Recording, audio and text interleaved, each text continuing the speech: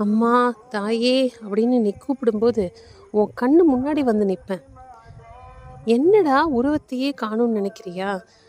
ஒன்றுள்ள நான் கலந்துருக்கம்மா, எதுக்கும் கலங்காத அப்படின்னு நமக்கு தைரியம் கொடுக்குறவ இந்த தாய் பிரத்யங்கிரா. இவளை எப்படிலாம் வழிபடலாம்? இவ உக்கிர தெய்வமாச்சே. ஐயோ, நான் கர்ப்பிணி பெண்ணா இருக்கேனே, நான் எப்படி வழிபடுறது? தீட்டு நேரத்தில் எப்படி அம்மாவை நெருங்கிறது அப்படின்னு கவலையே பட வேண்டாம். எல்லாரையும் குழந்தை மனசோட நின்று காப்பாத்துறவ இந்த அம்மா பிரத்யங்கிரா. இவளை வழிபடுறதுக்கு நம்ம நிறைய பூஜை புனஸ்காரம் பண்ணணும்னே இல்லை.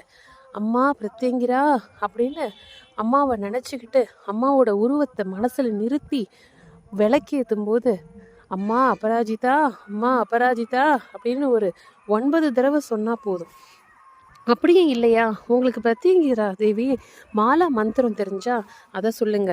அப்படியே இல்லையா, பிரத்யங்கிரா தேவியோட மூல மந்திரத்தை சொல்லுங்க போதும். அவள் நம்மளை எங்கிருந்தாலும் நம்ம கூடவே வருவா.